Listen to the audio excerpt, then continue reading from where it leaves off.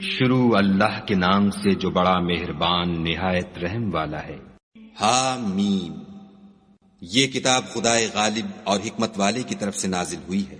ہم نے آسمانوں اور زمین کو اور جو کچھ ان دونوں میں ہے مبنی بر حکمت اور ایک وقت مقرر تک کے لیے پیدا کیا ہے، اور کافروں کو جس چیز کی نصیحت کی جاتی ہے اس سے منہ پھیر لیتے ہیں۔ کہو کہ بھلا تم نے ان چیزوں کو دیکھا ہے جن کو تم خدا کے سوا پکارتے ہو؟ ذرا مجھے بھی تو دکھاؤ کہ انہوں نے زمین میں کون سی چیز پیدا کی ہے یا آسمانوں میں ان کی شرکت ہے۔ اگر سچے ہو تو اس سے پہلے کی کوئی کتاب میرے پاس لاؤ، یا علم انبیاء میں سے کچھ منقول چلا آتا ہو تو اسے پیش کرو۔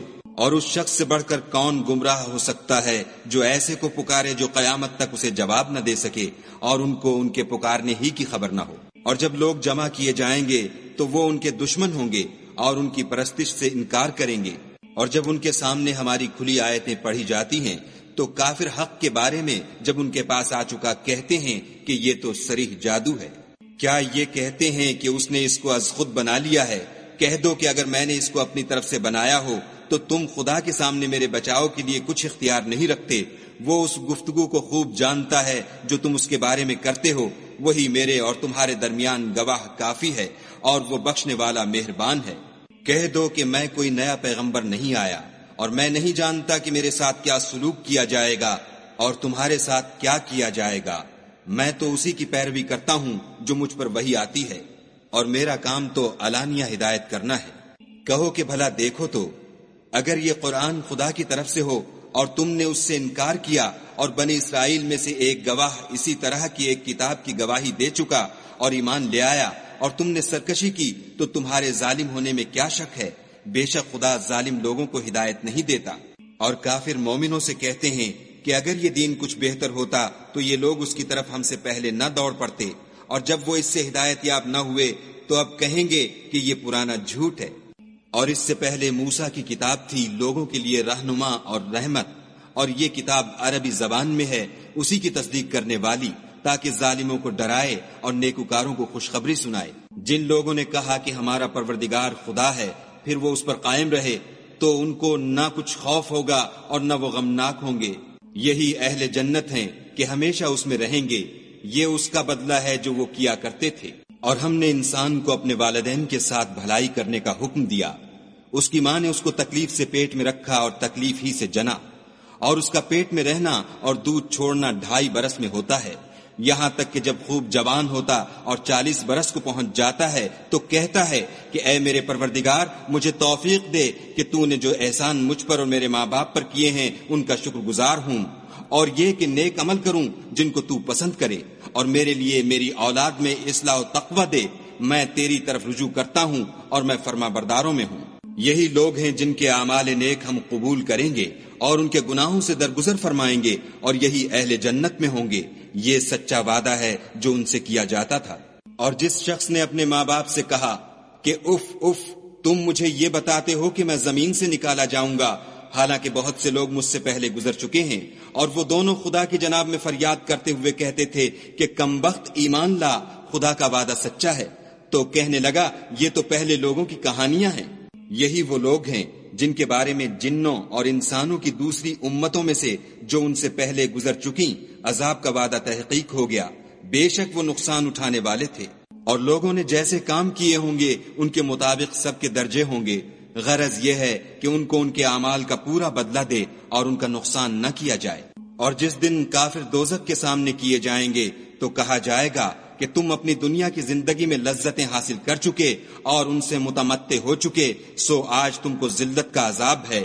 یہ اس کی سزا ہے کہ تم زمین میں ناحق غرور کیا کرتے تھے، اور اس کی کہ بد کرداری کرتے تھے۔ اور قوم عاد کے بھائی ہود کو یاد کرو کہ جب انہوں نے اپنی قوم کو سرزمین احقاف میں ہدایت کی، اور ان سے پہلے اور پیچھے بھی ہدایت کرنے والے گزر چکے تھے کہ خدا کے سوا کسی کی عبادت نہ کرو، مجھے تمہارے بارے میں بڑے دن کے عذاب کا ڈر لگتا ہے۔ کہنے لگے کیا تم ہمارے پاس اس لیے آئے ہو کہ ہم کو ہمارے معبودوں سے پھیر دو؟ اگر سچے ہو تو جس چیز سے ہمیں ڈراتے ہو اسے ہم پر لے آؤ۔ انہوں نے کہا کہ اس کا علم تو خدا ہی کو ہے، اور میں تو جو احکام دے کر بھیجا گیا ہوں وہ تمہیں پہنچا رہا ہوں، لیکن میں دیکھتا ہوں کہ تم لوگ نادانی میں پھنس رہے ہو۔ پھر جب انہوں نے اس عذاب کو دیکھا کہ بادل کی صورت میں ان کے میدانوں کی طرف آ رہا ہے تو کہنے لگے یہ تو بادل ہے جو ہم پر برس کر رہے گا، نہیں بلکہ یہ وہ چیز ہے جس کے لیے تم جلدی کرتے تھے، یعنی آندھی جس میں درد دینے والا عذاب بھرا ہوا ہے۔ ہر چیز کو اپنے پروردگار کے حکم سے تباہ کیے دیتی ہے، تو وہ ایسے ہو گئے کہ ان کے گھروں کے سوا کچھ نظر ہی نہیں آتا تھا۔